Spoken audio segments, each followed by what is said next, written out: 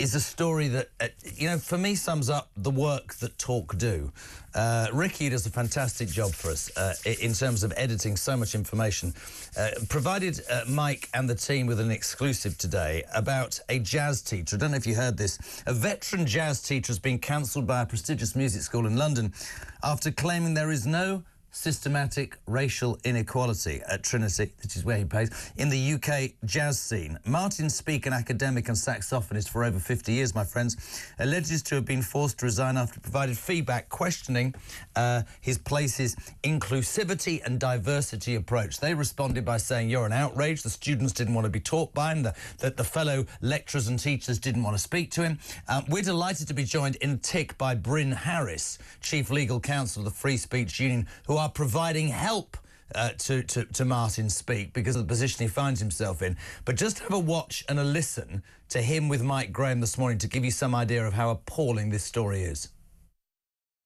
I shared it with one student, an interesting student who we always chatted about all kinds of things, and I thought that's what you're supposed to do in the academic world with young adults, talk about interesting subjects. You don't have to agree.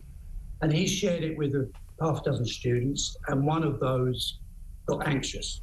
I don't like what Martin's saying here, and went into the head of jazz, who was a friend of mine for 30 years, interestingly, and instead of calling me in, let's all talk about it, bypassed me, and the wheels of motion were set, and the students then heard about the email, although I hadn't seen it, and decided to boycott my lessons. It's absolutely unbelievable. Bryn, Chief Legal Counsel of the Free Speech Union, welcome to Talk Drive. You are providing Martin Speake with help in yet another example of how this country is going mad. So we live in a world, a country where you're supposed to have free speech, but if you have an opinion on something that doesn't seem to fit the bedwetting woke idiots that seemingly are taking control of the madhouse, you get cancelled, my friend.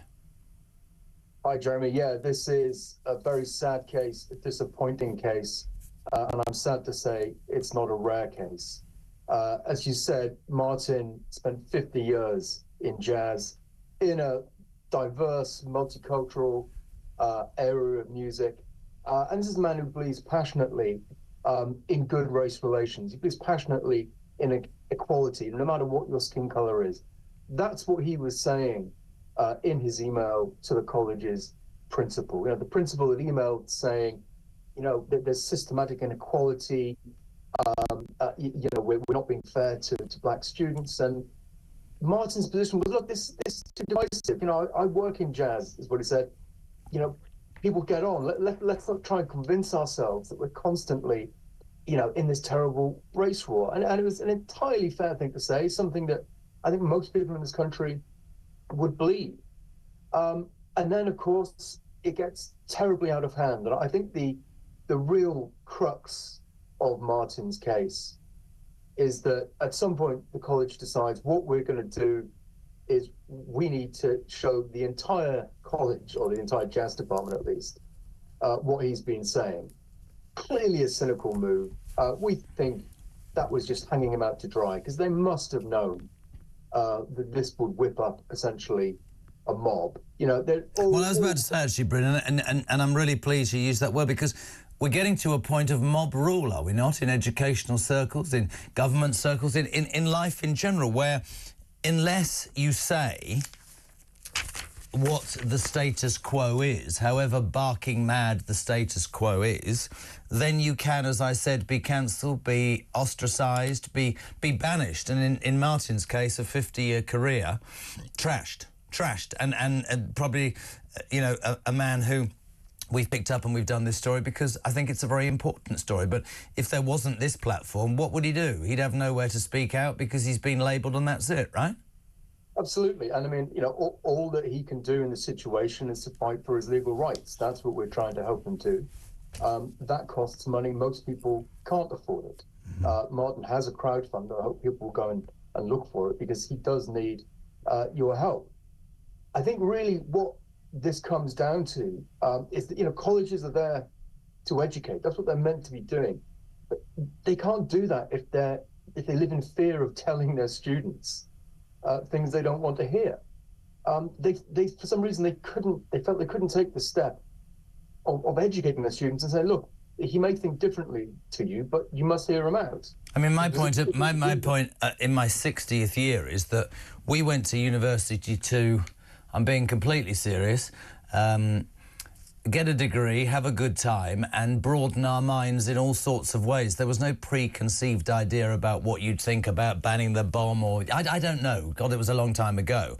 It seems to me, and I'm probably sounding very old, that students go to universities and colleges now and there's already a set view that organisation should have, and you can get a T-shirt and join the march or burn your bra or whatever. I suppose that's the wrong thing to say. Is it bra? Can you say that? I don't know.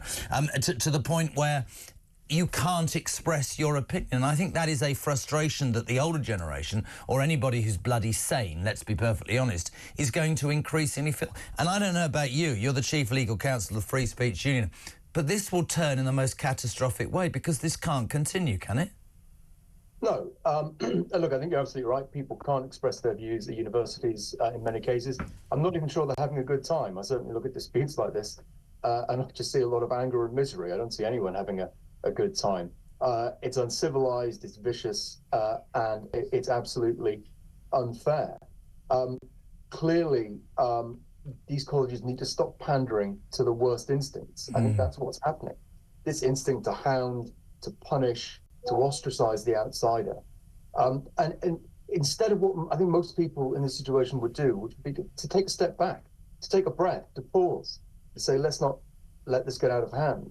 That's the sort of critical interlude that's not happening. But it's very interesting in terms of you being the Free Speech Union, because all of these students, and my daughter hates me saying this, and a lot of the younger generation, they believe they say in free speech, but that's only when you say what they believe or they're allowed to say. The rest of it's BS, and you represent this, Dad, and this should be cancelled and this should be trashed and your views are outrageous. But my opinion at 60, is if you're entitled to your opinion, I'm bloody well entitled to mine. And the point of a democracy and free speech is that you might spend an entire lifetime stood in front of somebody who's you would disagree with from the beginning to the end of your life. But you talk, you listen, that's what you do. That's debate, that's argument, that's free speech, that's democracy, right?